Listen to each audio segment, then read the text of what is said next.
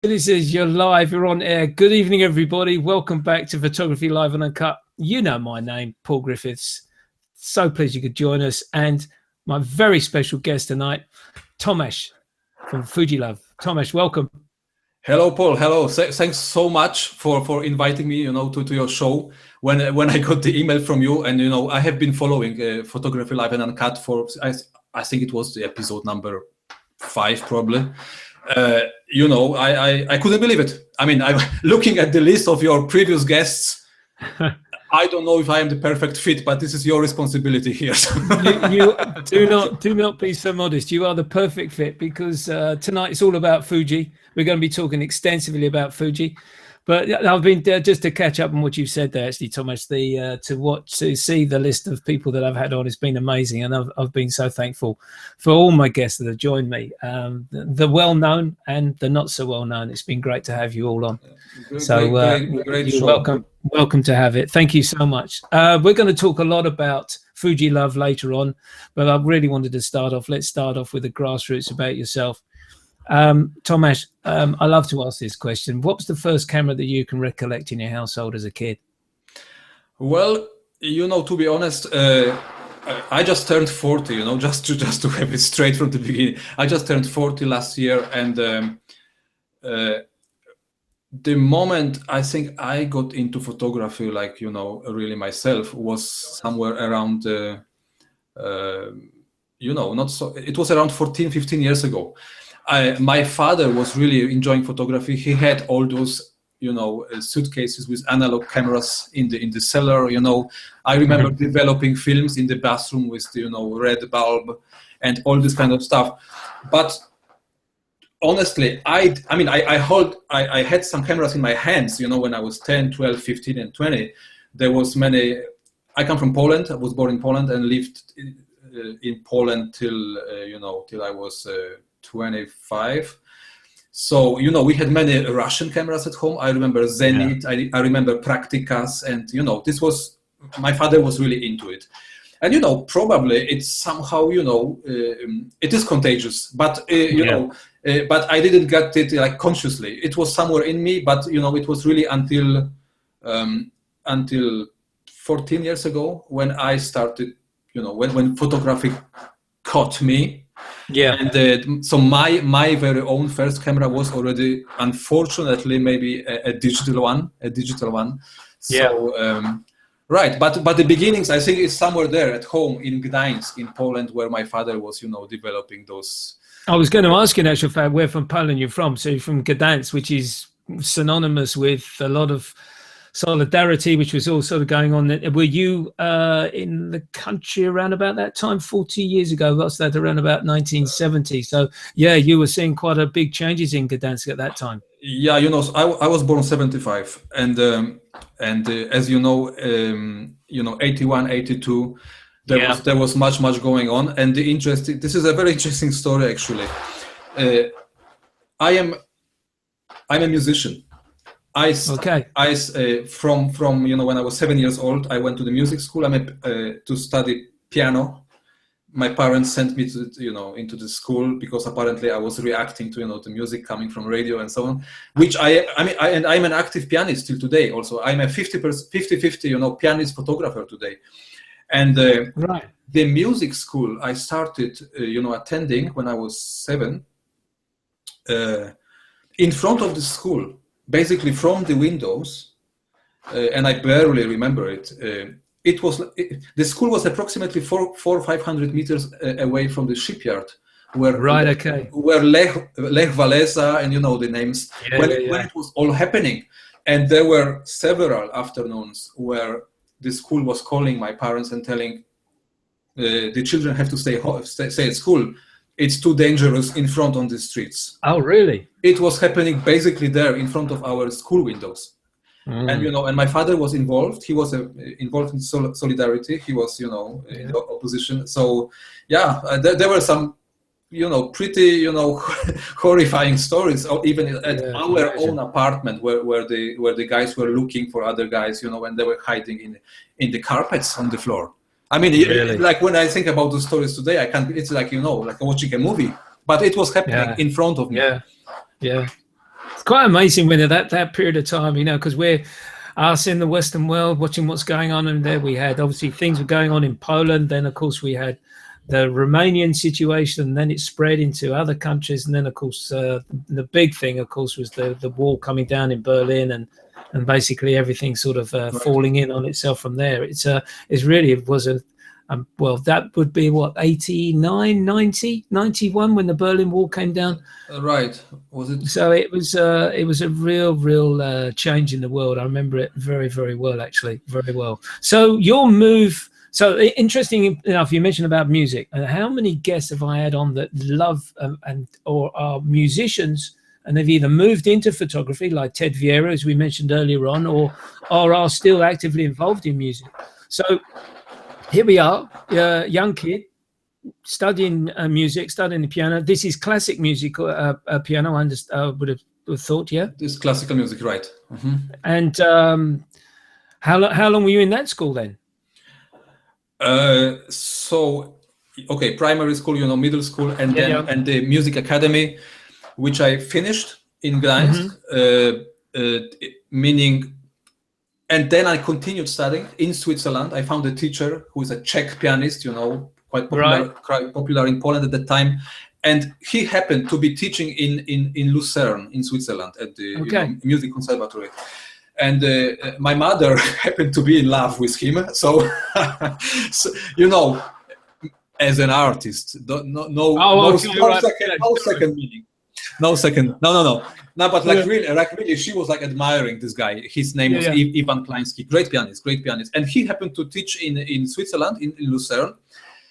And, you know, and suddenly I got the idea, you know, of course, discussing it then with my parents and so on, to, you know, to continue the education, to continue with postgraduate studies. And I found him, you know, I contacted him, and he said, yeah, why not? Come on, there are entry exams in May. And it was 2000, the year 2000, when I passed the entry exam for the you know, music conservatory here in Lucerne, Switzerland, and I moved to Switzerland. So it's 16 years ago, almost. Yeah, exactly. We were talking about that earlier on, and I was really surprised when you said 16 years, the way you mentioned it. I thought it was something recent that you'd moved to Switzerland. So your parents are still in Gdańsk, yeah? My parents are in Gdańsk, right? Yeah. Lovely. And you were saying earlier on now, happy families now with yourself, 2-year-old daughter. Right, 2-year-old daughter. Let's talk about, before we start talking about photography, let's talk about your career now in music. What are you actively involved with in that side of your business life? You're right. So, you know, I'm mainly I would say a chamber musician. So my field is, you know, I'm a pianist, classical pianist, but I really enjoy doing chamber music. I think it's kind of like a, you know, I keep the balance, because being a photographer, you are very often alone, right? It's, you know, you're going on your exploration. But music, you know, I enjoy playing with other people together. So I am, you know, active member of different trio, duo ensembles, you know, and I'm also organizing concerts myself. This is also an interesting concert series where I combine. It just happened last year, where I finally combined my two passions. I combined live classical music with photography. So this is also something. Yeah, it's great. And I'm teaching also at the Lucerne Conservatory of Music.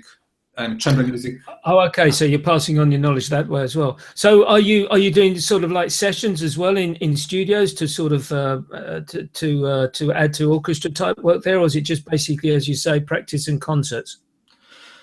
It's mainly teaching at the moment and freelancing, meaning I don't record a lot. It's mainly freelancing, playing different concerts with different chamber music partners. Yeah. Okay, that's great. So. Very neat little sort of double business acumen you've got here. You're now moving into this photography. When did photography really start to, as you said earlier on, catch you? So it was, if I'm not mistaken, 2002. It was just, you know, after I came to Switzerland, I got an amazing opportunity of going on a cruise. On a, you know, ship, as a musician, as a pianist, and the cruise was from Argentina to the Falkland Islands, to Antarctica, and Fantastic. this kind of experience. Then I thought, probably rightly so, it wouldn't be bad to take some kind of camera with me to capture, this would be a good idea. Yeah, right? To capture the place I will never ever see again. Right? Yeah, that's right. And now we come to my first camera, camera which I own, and I remember very clearly it was, shamelessly to say, Canon Powershot G2. Well, we all have to start somewhere. All right. Which was, which was a nice camera. I loved it. So this was my very, very first camera. I went to the shop. I asked for a nice camera within my budget, and I went to Antarctica without having any idea about shutter speeds, apertures, and just basically I stayed in the P mode. The P in actual fact stands for the professional mode. I have been reliably informed about that, but there's nothing wrong with shooting. You see, I didn't even know about this one. Exactly. No, I've been reliably informed by a number of photographers that there's nothing wrong in shooting in the P mode. Absolutely. But as soon as you can get to the M mode, the manual mode, all the better. But anyway, no, exactly right.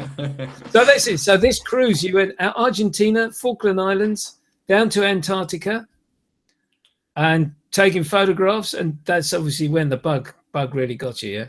Absolutely. Then I came back. This was a digital camera. I came back. I started asking. The internet was already around, so I started searching. Like, okay, what do I do next? Yeah, exactly. Okay, you have to download your photos. What does it mean? Basically, really, it was all happening in 2002, and I don't remember which version of Photoshop it was then. That I think it was number 1 or 2. No idea. This was the first piece of software I downloaded and just started learning what it's all about. How does it work? So but from then on, I couldn't live without a camera. So amazing. So from the Canon G2, what was your next move? I'm assuming that probably you started going towards the DSLR range. Absolutely. I for the I don't remember for the next 6-7 years. I think I stick to Canon. Yeah. And like you say, it was the natural progression. I think there were models like I don't remember anymore really, to be honest. 20D, 30D. This line. Yeah. My most advanced Canon was, I guess, what was the model before the 5D? Somewhere there, it was the end of my Canon story. I didn't follow Canon. And let me just say this before anyone sort of jumps and says, why not? The reason why I chose Nikon goes right the way back to the film days when my first Nikon was the Nikon EM, the tiny automatic aperture priority camera. Mm-hmm. And I followed Nikon all the way through. My first Nikon digital camera was a Coolpix 850. Okay. And then I got the Nikon D50. And then I went just a few more digital cameras after that. Now, the reason why I didn't choose a Canon digital, although all my friends were using Canon, was it just didn't feel right in the hand. Okay. It's such an important thing. If the camera doesn't feel right for you and you can't work your way around it with your eyes closed, forget it, put it down and move on. And that's why I carried on with the Nikons. But no, I don't really know what was before the Canon 5D, to be perfectly honest with you, Tomash. I don't know. I think I was using the DSLR from the different line. I think it was 6D or something like that. Yeah. It doesn't matter so much. It's interesting when you mentioned this feel in the hand, which I so much agree today. But I think till some moment, I was fascinated with the technology itself. I didn't even. Okay, there was also another factor. I didn't have really this opportunity, also financial opportunity maybe to compare those cameras so much, So I was probably not even considering this factor of how the camera feels in my hands. Today I can talk about it, but yeah, exactly right. And actual fact, I was watching an interview with it's an old interview, Frederick Van Johnson talking to Karen Hutton. And he asked her why she had switched to Fuji. As you know, she's an ex-photographer now based out in the States. And she said forget all the buying this camera and this one does this and this one does that. Buy the camera for what it's going to be used for. And it's so true, isn't it? You buy a camera if you're a landscape photographer for that purpose. You buy a camera if you're going to be a street photographer for that purpose. And I think that many times we hear people saying, oh, you've got to buy this camera now, you've got to buy that camera now. And it's got to feel right in your hand, and it's got to serve the purpose which you buy the camera for. I think this is maybe for another part of this conversation, because these days, and already for a while, I'm actually somewhere on the crossroads, so to speak, when it comes to what is it actually that I really want to photograph. I think all of us have those crises, this ups and downs. And, we will talk about Fuji later, but I think, today with the Fujis and like the X Pro 2 now, and I have the X Pro 2 and XT1, it's a different line. In a way, they are so amazing, they are so versatile that in a way, for me, we are already diving into a bit deeper stuff here. So maybe sure, no, carry on. It's I was just writing about it today. I was writing from the editor kind of text to the next issue of the Fuji Love magazine. I exactly wrote about this. It's interesting that you come up with this question. I was listening to an interview with Peter Turnley recently. Okay, yeah. It was Valerie Jardin who was interviewed. Yes. Yeah, and he mentioned something like about. She asked him, so what is it about photography? What is it so important? Why is it so important? And he said, I think for me, it's really not so much about the photography itself. It's about me, how I am, and how I love observing life. How I love observing other people's lives. Photography still, it's just a tool. It's just a form of expression. And and for me, I think these days I'm kind of coming to this conclusion that is very, very similar thing for me. I have had so many crises. You can't imagine. I was on the phone to my father, and discussing the whole thing. That I had no idea. What should I do? Should I photograph landscapes? Should I really specialize? If I don't specialize, where am I in 20 years? Nobody knows about me. We have also this ego part somewhere, right? Yeah, exactly. Right. Yeah. And these days, I think I kind of, when I take a camera in my hand and walk out the door and start walking, around the town or wherever I am, actually, there are so many things that just fascinate me. It can be a landscape. It can be a detail of the building on the street. It can be, my daughter, and it can be, a piece of a cloud. So, I don't know. Maybe I'm completely lost. But there is one element which kind of combines all those things for me, and it's just, it's just life. It's just fascination about what's all there around us.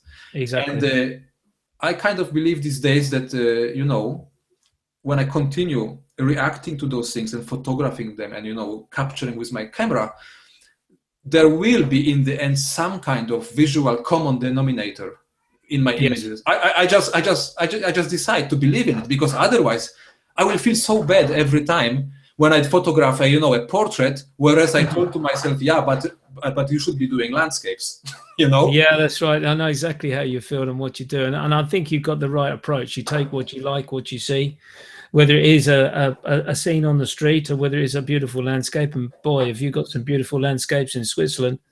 Or as you say, when you were fortunate enough to go on that cruise, you got a great opportunities to photograph Antarctica and the Falkland Islands, a very bleak place, but a great artistic opportunity. This is a great segue, because we're now going to look at some of your work, Tomash. And as I was saying to you before we started the show, it's work which, when I first looked at, I thought I can see where you're going, and then all of a sudden, and I said to you, can you see that? Okay. Yeah, right. I can see it.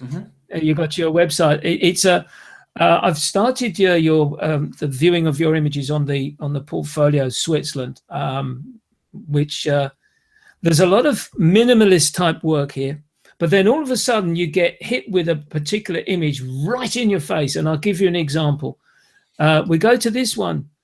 Beautiful, beautiful image here. I love this minimalist type work. As you know, I'm a great fan of Michael Kenner, as well as my favorite all-time soul lighter. But this is just so simplistic and so smooth and silky and minimalist. It's beautiful. Right. Mm-hmm. Then the one which we're going to talk about, which you get the next photograph, bang, it's straight in your straight in your face. Nothing wrong with it at all, because I'm looking at different shapes here. I'm looking at the different the barks on the tree and the twigs and everything, the branches, and I understand where you're coming from with regards to your comment on your work, but you're taking photographs as you see it, and that is great. I think, yeah, you're right. You know, when you take the first image, could you scroll back to the lake image? Yes. This is Lake Lucerne, very early. I think it was 5 a.m. here in Lucerne. The lake, beautiful, mist. And just and then when you compare it with the second image with this busy, forest. Yeah. I am really dragged to the patterns, and to shapes. Now when you take those two images, somehow when I try now to analyze my own reactions, there are shapes and patterns in both of those images. And in the first one you have this very, very simple shape of this stick in the water and the reflection. And the second one is full of those shapes. It's full of, it's kind of like a mosaic of and all possible gradations between white and blacks. And and yeah, right. They are so extremely different. This is me. This is just me. I think I am enjoying those extremes. As I said before, I'm also a musician. Very often the music, when you take also one of the biggest, greatest pieces, like from the greatest guys, like Brahms, Beethoven, whoever you take, very often within one movement of one single piece, you have extremes. You have a simplistic, minimalistic, pianissimo, passages. And then it, the music develops, continues, goes along these ways and ends up in a huge, tutti, full orchestra, full on, passages. And they are both within the same movement of one piece. So so to speak, like two images within one portfolio. I think it's something like this, I'm just enjoying the contrasts. Yeah, this is even better way to put it. I'm enjoying the contrast because when I think about it, very often I look for contrast in the image. I love the contrast. As you see, you are looking now in another image. This is Lake Brienz. It's around 1 hour drive away from Lucerne. Okay. And what I reacted to, I love the fact that those trees, in the middle, this little island of trees in the water was so dark. There was no light falling on this one. And then you have all this background of a grayish, mountain disappearing in the cloud. So contrasts. And I think you can see those contrasts in this image, and you can see them probably in the body of my work, So again, you see the mountains, very, very minimalistic, very subtle. Very subtle. I think, it's this. I think it's, again, contrast. I love just contrast. That's why he was exactly, you just mentioned him. I don't know if you can see it. It's too much for me to mention it, but this is clearly an inspiration, Michael Kenna. This is exactly right. And funny enough, I was going to say actually that there are some, and I don't wish to sound rude here, but there are some images here which I can see there have been influenced, like the style of a Michael Kenna. Absolutely, and with, absolutely. I mean. Let's just let's spoil the fun. You were going to ask me about my greatest inspirations. No, exactly right. I'm halfway there on that one. But you see, I love this work. I love this work that you've done here. Basically, as you say, it's contrast and it's this beautiful scene here of this snow. I've forgotten the word, piste. That's the word I was looking for in the mountains there. And this, again, look, we got the slalom sticks on the left and just 3 skiers and the tracks. Yeah, I love this kind of scenes. This is, exactly right. I can see it. And then the single duck. Right, I love it. Just this is what I. And then you go, bang! You hit me in the face again with this one, with a busy image. I'm sorry. No, I think it's great work because it's pattern. Contrast, And I'm looking now at this, and I think, yeah, I can see why you've taken these images. None of the images so far have been in color. You've got that is just great. It does. Is it just pure mono, which is your thing? I love mono. I love it absolutely. I think it's the closest, to my heart. And the website, we are looking now at, it's it's kind of portfolio, and it was my conscious decision here to present my black and white photography on this website. I shoot also in color, and as again, it's every now and then I have those crises because I must say I absolutely admire Michael Kenna, that he has been able, to go on for how many years? 25, 30, I don't know. It's longer than that. He's been around for a long time now. Right. But I think the one thing about Michael Kenna, which I like so much about, he in actual fact is a printer by trade. Right. And I think that comes out in his work as regards to how he produces his work.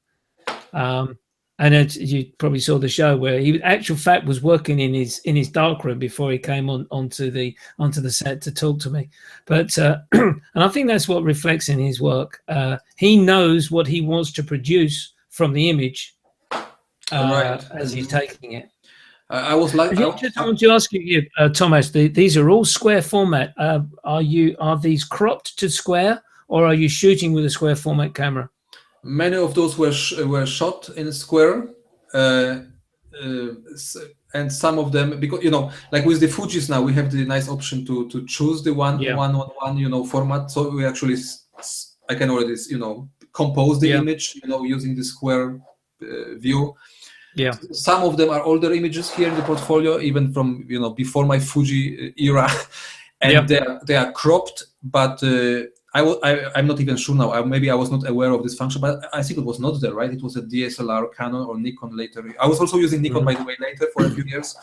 Yeah. And but I was very often intentionally, looking at the scene and composing it in my eyes in a square, and then in post processing, just cutting the edges off. And it was also a phase, I think I'm a searcher, it's my life. I will be looking maybe forever and changing ways and, choosing different. It just fascinates me all, Yeah. Just for the viewers, Tomash has got another fantastic portfolio on there called Squares, which is mainly still life. But we just wanted to switch over to trees.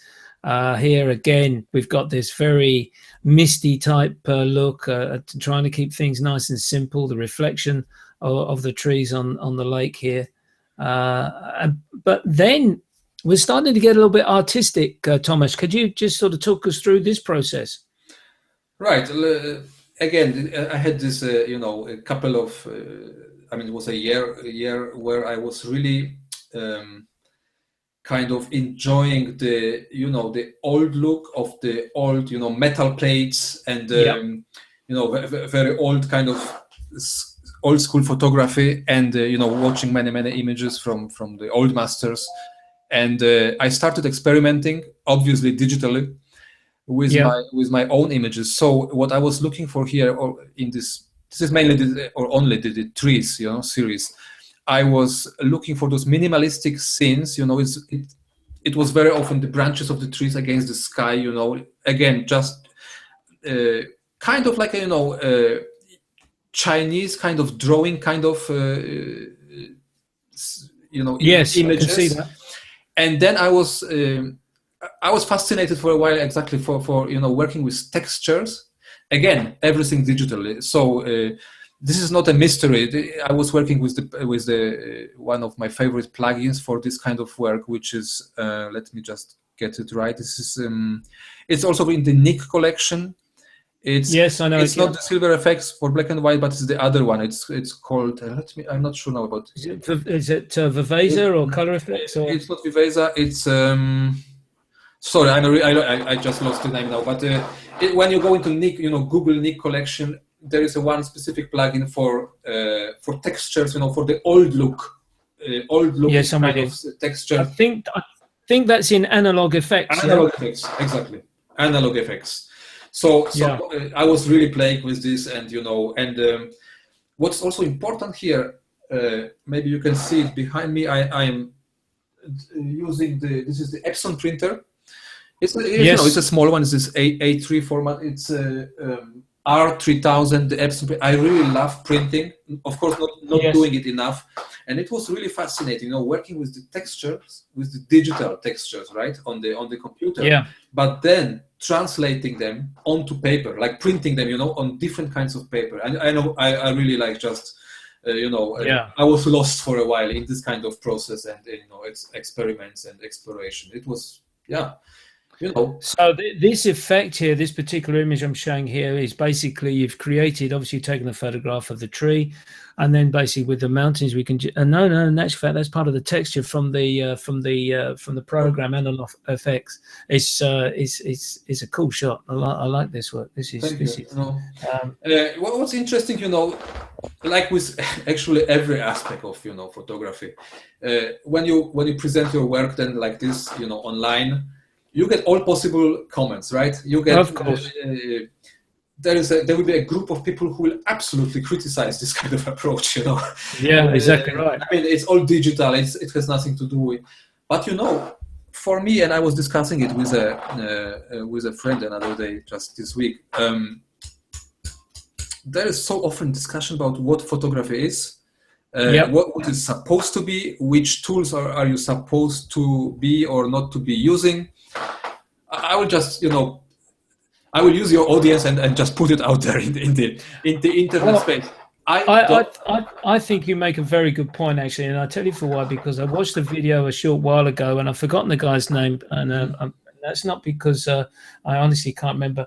And he was talking about, from his experiences just recently, about let's just stop the presentation. Fantastic work, Tomash. I really enjoyed looking at those images while you were talking. I think what you've got to bear in mind here is the difference between a photographer that just takes the image as we see it and edits it accordingly, or someone who's looking to create fine art photography.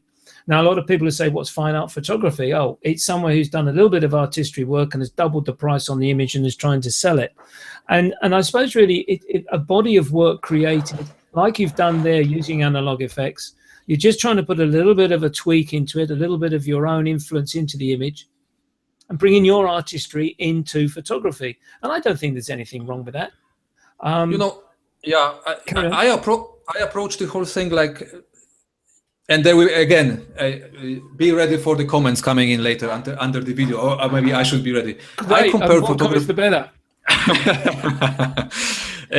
I compare photography with painters, with paintings, and having their canvases, right? We are having a canvas. Our canvas is, let's say, the sensor of the camera, right? And the final canvas is, for me, it's the piece of paper where I print the image, right? This is the canvas. Now, the whole process happening before that, before I'm printing, and presenting the image. When I visit galleries, when I look at work at different photographers, great, less or more known. To be honest with you, when I enter the gallery and look at the images, I don't care. No. I don't care. I may be interested, but it will be after the fact. When I look at the image, or when I open a magazine, a photography book, and I look at the photos, first thing, I like them or not. Yes. Right? I keep watching, or I don't.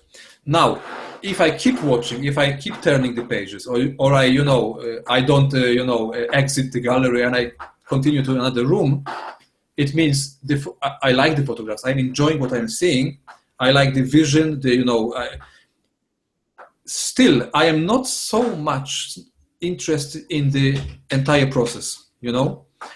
Maybe in the very end, when I get into the particular photographer's life, I really start, like we like to say, start digging him.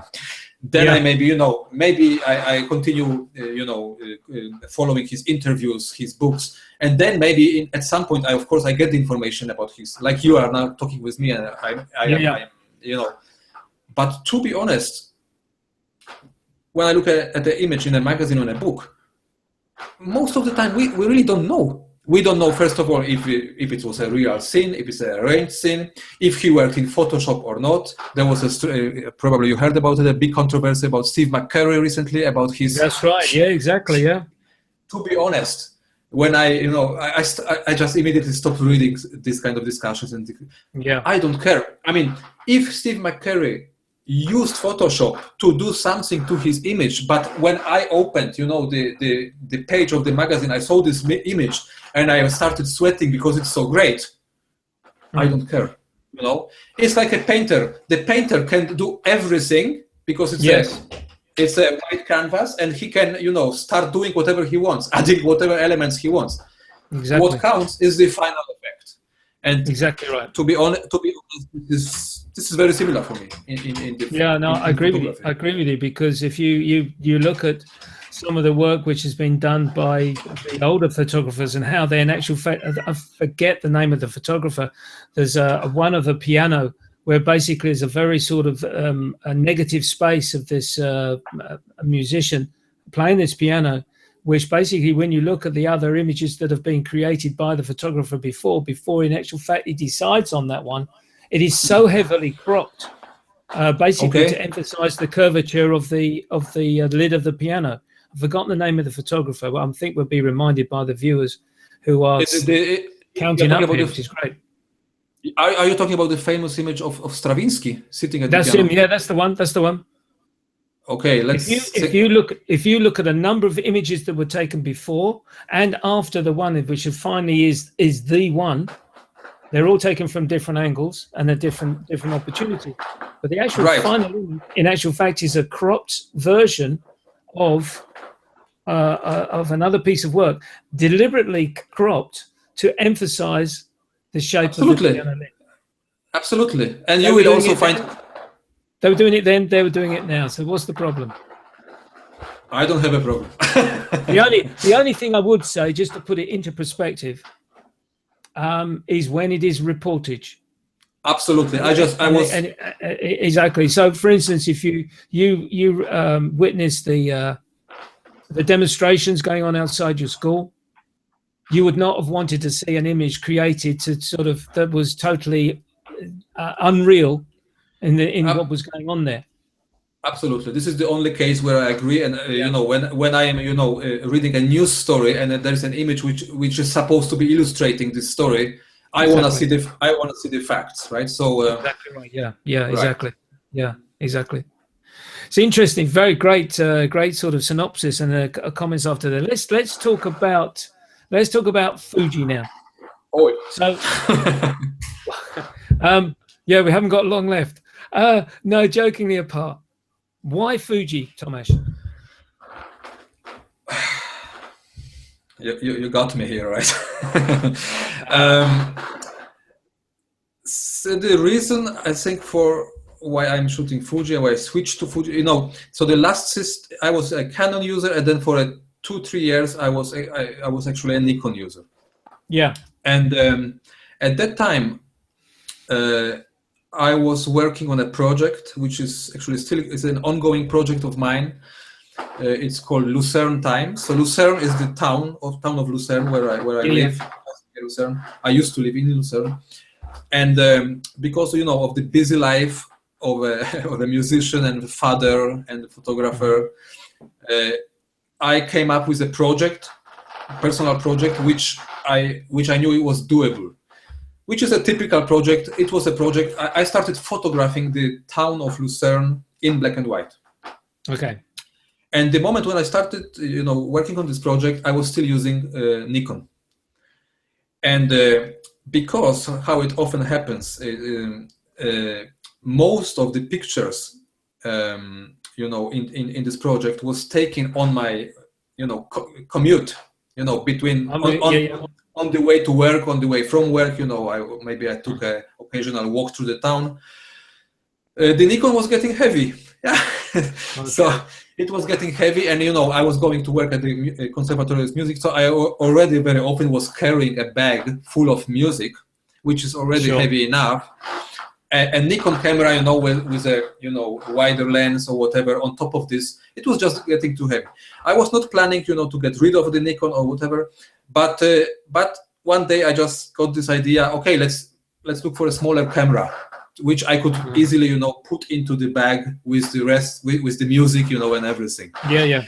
And during one of those walks, you know, through the town of Lucerne, I just stopped in front of the, and this, I'm not, you know, making up this story, really. I stopped in front of the window of the photography shop, Photoshop, and started looking at the cameras in the shop window.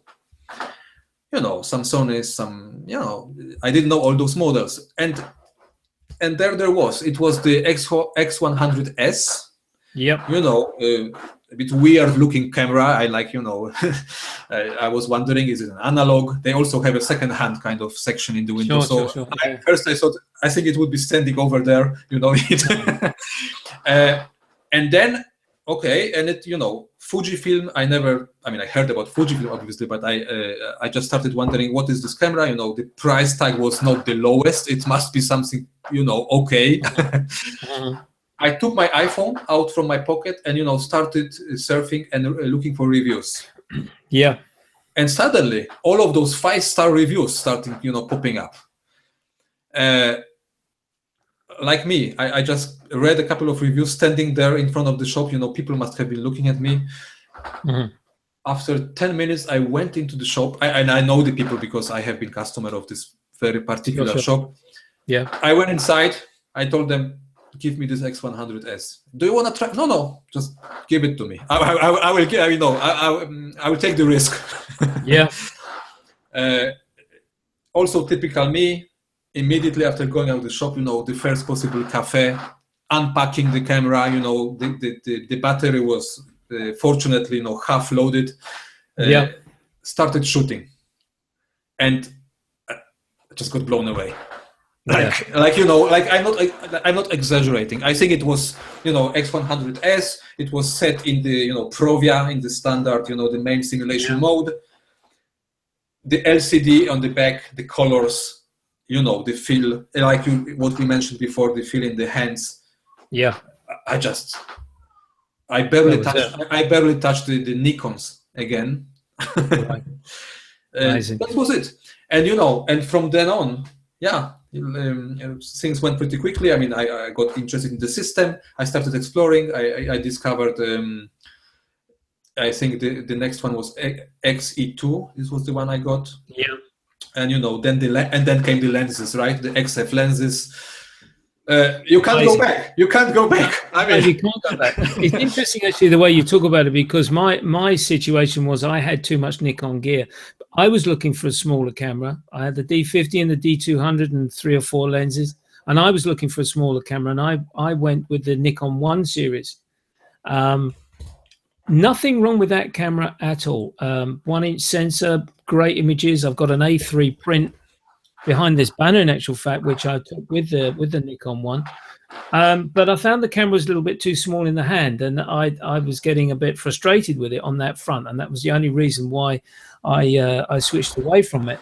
But then it was the YouTube videos by Zach Arias and what's his name, Dave Hobby, and then Frederick Van Johnson talking about his laughable move to Fuji, which never happened.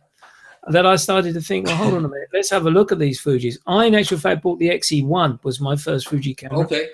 I sold all my Nikon gear to purchase that XE1 with the 1855.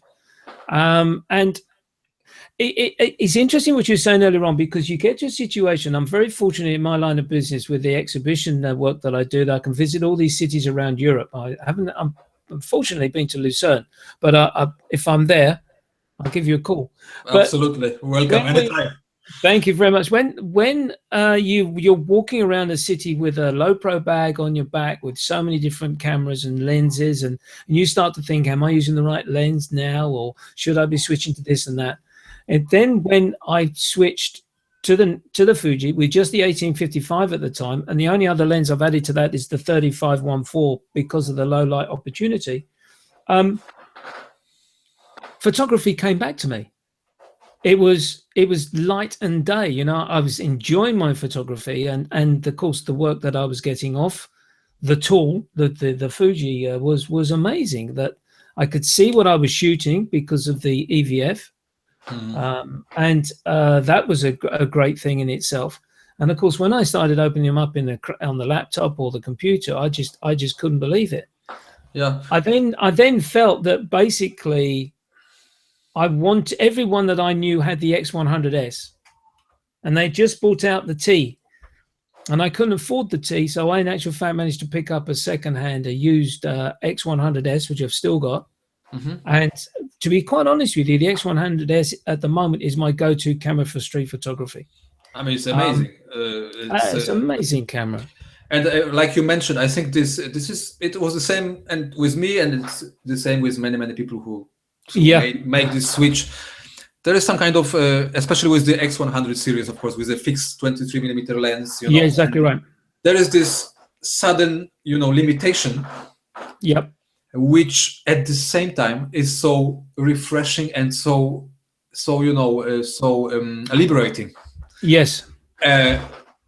I started moving. I stopped zooming. I started enjoying, looking for light. Of course, the part of the mirrorless system, the fact that we can, see the result on the LCD or in the electronic viewfinder. But at the same time, exactly being limited and just working with one lens, with one kind of focal length. I don't know. It's magic. That I also rediscovered photography.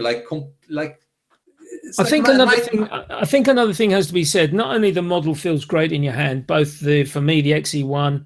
I did buy the XT10 and I really enjoyed using that. But again, I felt it was not. I didn't get on as well with the XT10 as I did with the XE1 and the X100S. So I've sold the XT10 and I pick up my X Pro 1 tomorrow at Fujifilm in Bedford. We've got congratulations. Yeah. Thank you very much. I'm looking forward to that. And I'm interested in it because, the Pro 2 sounds a fantastic camera. And I've just watched a couple of videos where everyone was saying, listen, there's nothing wrong with the Pro 1. With it, well done. It's with the 3.6 latest firmware. So yeah, I'm looking forward to having a crack and go with that. No, what's something I was going to say on the back of that? Sorry to interrupt you. One thing I think which a lot of people overlook with regards to the Fuji is the actual sensor itself, and the layout of the sensors of the pixels within it, and this Bayer exactly. Bayer against the Transcend sensor. I think that's where it all comes down to, really. Exactly, and I'm not the most of the kind of technical guys who follow the specs and everything. But from what I know, of course, the X Pro 1, as well as the first cameras like the original X100, they were having the X Trans 2. There are people who claim that the character of the images coming from the X Pro to X Pro 1 is in a way even more artistic than the images coming from the newest X Trans 3 sensors.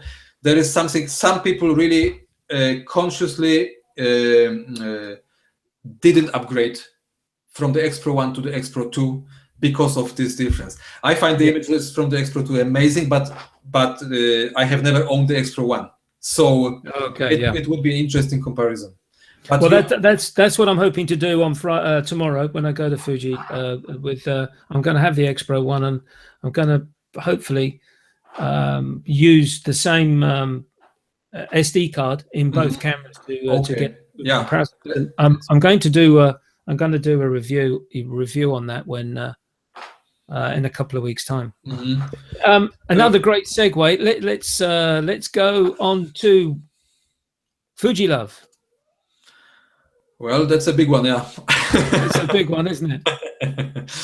It's a big one. This is close the. You have to click down there on the arrow. Yeah. Just in the middle. Unless you want to subscribe to the mailing list, which I wouldn't. Well, I was going to say that's where if we've got some viewers watching us that are not members or involved with Fuji Love, that page comes up first for you to subscribe to get the. That's marketing, right? Yeah. So how did this come about, Tomash? Well, I started shooting with Fujis. Like I said, it was actually 2000, I would say 13. Yeah.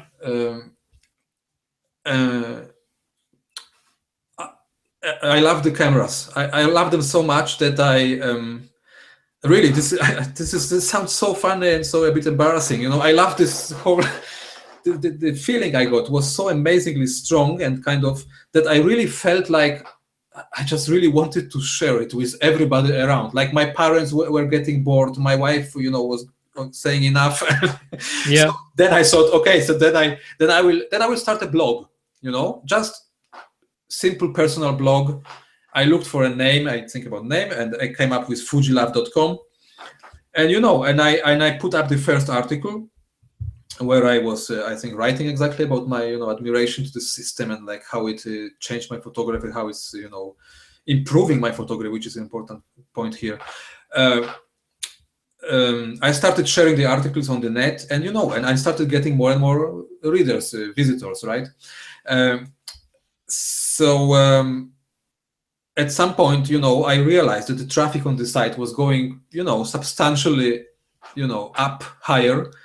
And I realized that also it's it's getting more and more work for me, and it was this was March last year, March 2015, when the fujilove.com went online. After a few months, or even after 1 month, 2 months, I got the idea to invite a couple of other photographers but also good writers to work together on this site. And I got some really, you must know the guys. I got Take Kayo, came on board, and the Big Head Taco. He's a great reviewer on YouTube. I got Gary Perlmutter from UK. I got Dean Martin, and a couple of people, and we started writing together. Preparing articles for Fuji Love together. Yeah, the traffic on the site just kept growing, and I just felt great, and I opened the Facebook group on top of this, and the community started growing so nicely. And this is also something about the Fuji crowd, so nice people. Yeah. Using the cameras. I don't know what it is. If it's the cameras, dragging this kind of people, or is it other way around? I don't care. I was getting so more and more involved in the whole community, and that's how it all started, And today we are here with a third issue of the Fuji Love magazine, and with an amazing community of thousands of people on the Facebook group and on the website daily, and the Fuji Love is for you, for Fuji users, and this is exactly this has always been my goal, and that's why I feel so great with all of you guys, around. Sharing my passion. That's it. Yes, fantastic. And it's interesting that you've been able to get so many other photographers on board to write and make their comments. There's names here which I'm not familiar with, but there are other names that I am familiar with that have come in here. And as you say, big. What's his name? You've mentioned the Big Tech. You mean the Patrick Larocque, or?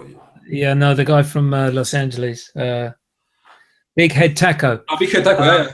Yeah. And then I've seen Ted Vieira has mentioned Fuji Love as well, and other people that I'm just looking here.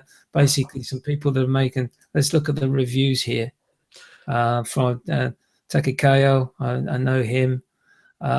Recently the Anthony Thurston started writing for us. Anthony is from the I think he was writing or he's still writing for another big review kind of photography site.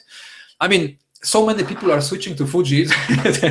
They are. This is it, and it's quite surprising the type of photographer which is actually prepared to. There's the sports photographer, is it David Rourke, who in actual fact uses Fuji for his motorsport photography, XT1s and X Pro 2s, which a lot of people will say mirrorless cameras are not for sports photography, but There we go. There's a guy who's in actual fact producing some fantastic work through using the Fuji's Right. So site. there are two main areas of of the Fuji X system, which still cause a lot of concern and many questions. One of them is, like you mentioned, sport photography. Yes. And the other one is flash photography. Yes. Yeah, we know Fuji has. They are working now, and their new flash gun is coming up now this summer. Let's see how it will do. But generally, there is this kind of cliche idea that the Fuji system is not good when it comes to flash photography and sport photography. But really, there is so many examples, like you mentioned. There is so many examples of great work, both from sport photographers and also flash work, studio work. It's doable, and I hope it will be only getting better. Well, exactly. The only thing that I've heard on the downside as regards to studio work was when I spoke to Nathan Nelson from Calgary, that the Fujis don't work as a tethered unit to a computer. And in actual fact, he spoke to one of the technicians, and he said, "I love to work tethered, especially when I got my client who wants to see the image big on the screen." Right. And it's the only thing at the moment that doesn't work.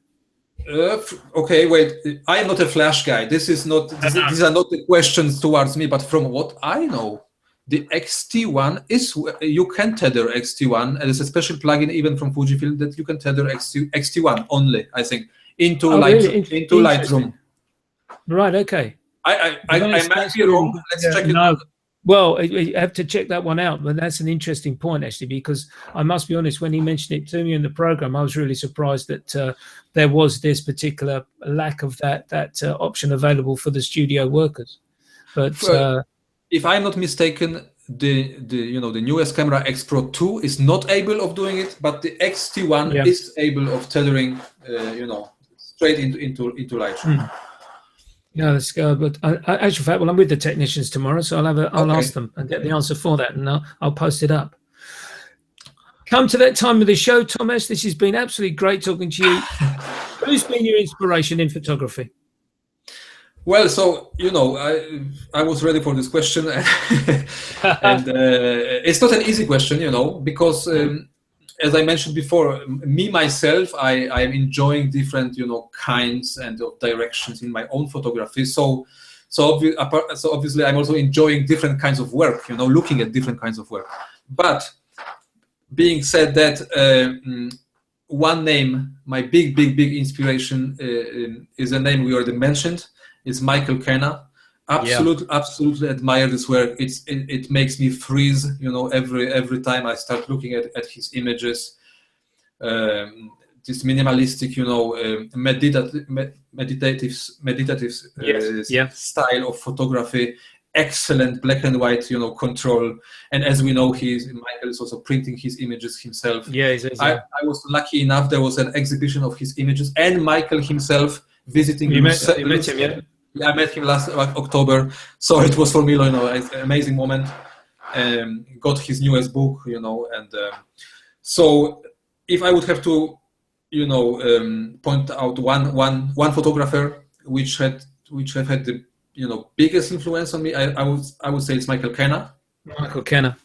I've been fortunate enough to meet Michael Kenna as well, actually, and he's such a gentleman. Such a gentleman, absolutely superb. Loads of time to speak to everybody.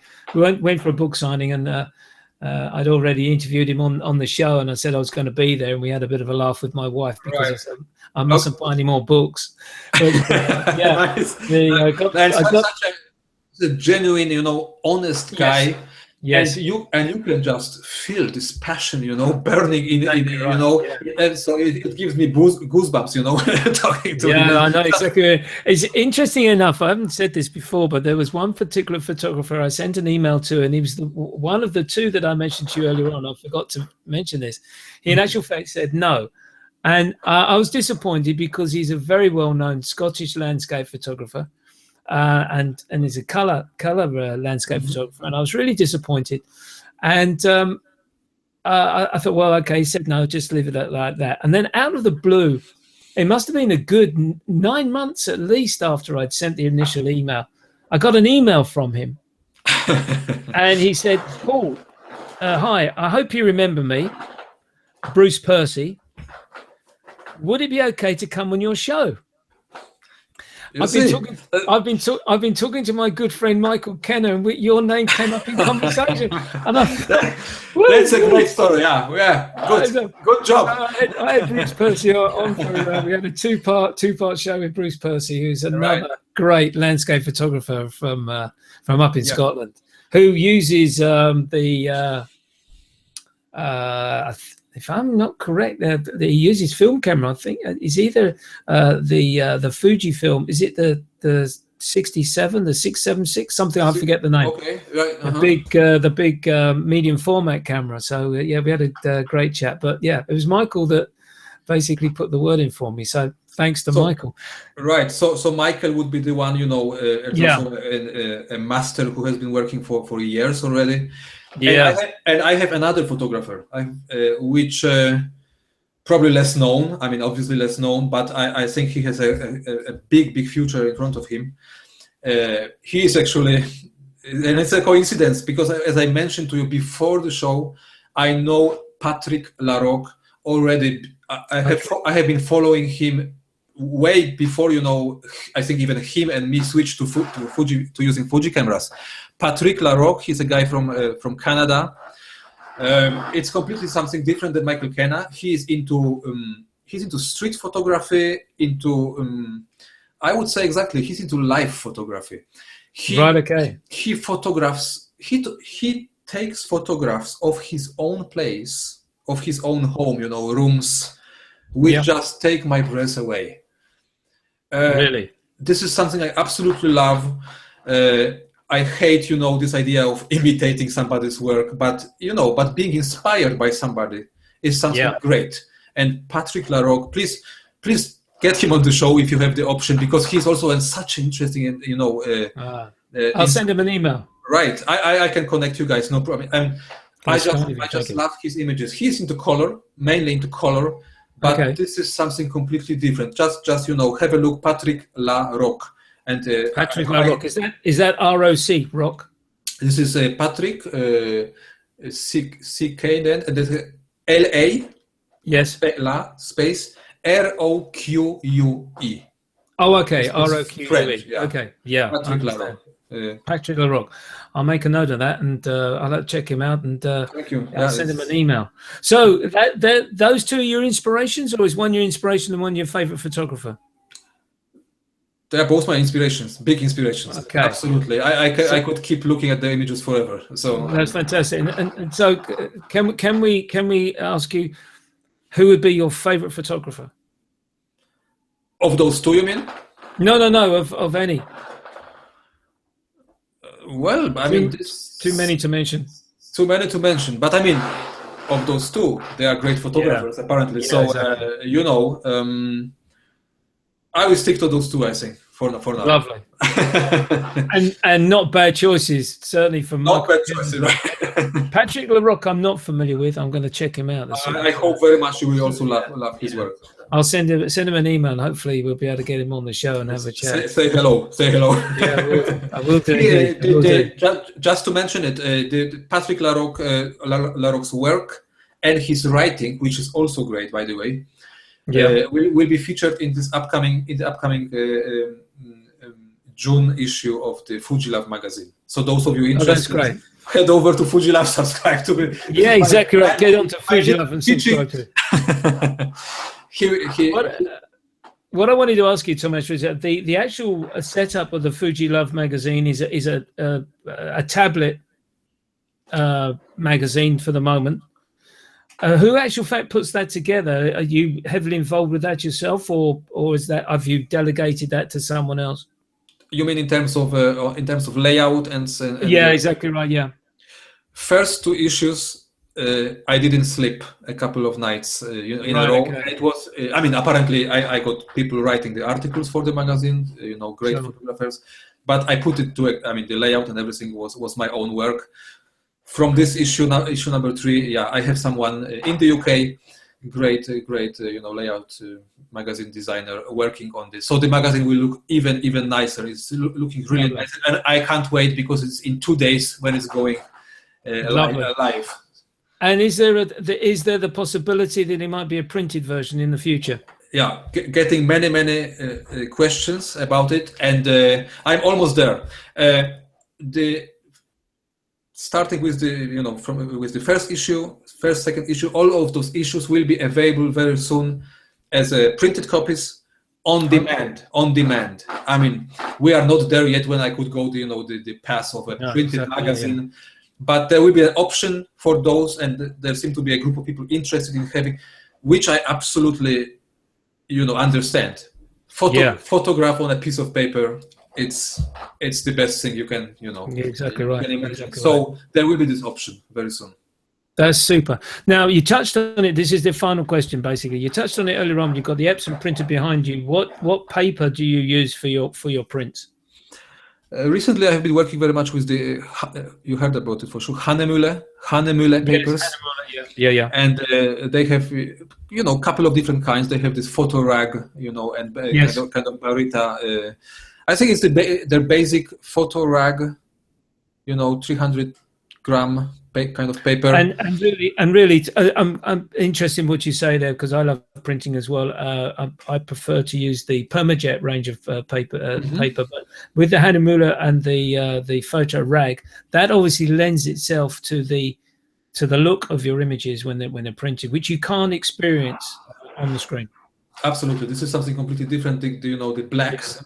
Yeah. I'm much into black and white photography. They come just to life so much more. It's a different experience when looking at the paper. We have the light, whatever light it is, falling at the medium, at the paper. Exactly right. Yeah, showing the structure of the paper itself, of the ink. Depending on the angle of the light. When we look at the computer screen, we have the light. It's backlit. This is still the screens are amazing these days, but this is a completely different experience. And then we have also this tactile experience. Yeah, exactly right. Of holding the print in your hands. And I wouldn't be holding the monitor, So no, exactly. So right. this is. I think from a printed point of view, the best tip that I ever heard with regards to printing, because how many times have people said, "Oh, when I do my print, it's always too dark." And the best tip I ever heard was by Martin Bailey, who said that you turn your screen down when you're doing your editing for your images. Turn your screen brightness down to around about 25-30%. That will immediately make a difference in your final print, which you go after your editing. And it was the best ever tip that I got for printing. You are looking at the contrast and from a different perspective. From different proportions. Yeah, what I found was the actual brightness of the screen. A lot of people have the brightness of the screen up at 100%, which I have now for this particular show. But when I do my editing, I turn that brightness of the screen down to 25%. Okay. And then basically, when I start my editing, I get more of a feeling as regards to what the editing needs to be done to produce a balanced image or the image that I'm looking for on a printed, because of that nature of we're looking at the backlit compared to reflected light on your print. That's an excellent tip. If we still have time for one tip. Sure. Another great tip I heard also from someone, I don't remember who it is, unfortunately, was take the piece of paper you are going to print on. Yes. Put it next to your monitor. Prepare the lighting in the room, like have the lamps or the daylight, the windows. Have it the way you would like to present this print, on the wall, and then adjust your monitor accordingly. Switch on the white screen and adjust it to the whiteness and to the brightness of the paper. This is also interesting. I haven't experimented, right? So then you actually working on the screen, you will be getting the results which are very, very close to the final print. Yeah, I haven't experimented really with this tip, but it sounds very interesting and kind of it does sound interesting, mate. Intriguing. Yeah, so I think right. I might give that a try myself, actually. I'll give that a try. I've got some paper which I bought at the UK Photo Show, which I haven't had a chance to even attempt to do some test runs at the moment, but I must sit down a spare weekend and put some prints through and see how we go. UK Photo Show is always on my list. I have been trying for the last 2 years. I can't make it, you know. But... Yeah, it was a good show this year. And not very many new products were shown, which was a disappointment. The Fuji stand was absolutely mobbed, but it made me laugh actually, because I went up to the guys and I said, "How's it going?" You know, the X Pro 2 must be very sort of sought after and looked at. And they said, "Yeah, but they keep asking me, where's the XT2?" Customers are never satisfied. Right. Let's see what happens this summer, right? Exactly right. That's a great note to finish on. Right. Tomash, thank you so much for joining me today from Lucerne in Switzerland. Great talking to you. Great background of who you are and what you are with your photography and your music. All the best to you with Fuji Love and your magazine. It's I'm really looking forward to seeing how that develops for you. Thanks so much, Paul, and thanks really much for the invitation. Great pleasure, as I said, great honor for me to be on the show, and I'm looking forward to the next episodes, and very, very excited to see who are the next guests on your list. Thank you very much. Actual fact, one of the very special guests coming on, Joel Chinchilla. Okay, heard about You've heard of Joel Chinchilla. I sent an email to him after my show with a lady that he works with very closely, Anna Marie Gasparado, and he said he'd love to come on the show, and we organised the date. And then he sent me an email and said, "Paul, can we put the date back because I'm on a new project and I want to show you my new project when we're on the show." Okay. So I can't wait for that. That's going to be fantastic. Okay. Yeah, looking forward. He's one to look forward to in the future. Absolutely. But anyway. Just to say thanks again for coming on my show, Tomash. It's been really great. I'm off to Fujifilm tomorrow in Bedford. Looking forward to that. Just like say hello. I will say hello to everyone. I will say Tomash sends his best regards. And big hello to everyone. I have no idea if there is anyone online watching us, but yeah, we've had a pretty good viewing audience tonight. It's, okay. I think we're up in around about the 20s, which is really wow. great. This is nice. So hello to everyone, Fuji lovers, Fuji switchers. We are here, and thanks a lot for watching. Exactly right. And that's just for me to say, if you're going out shooting this weekend, I'll tell you what, I've got an idea. Leave your camera bag at home. All the best, you guys. Bye for now. Bye, Paul.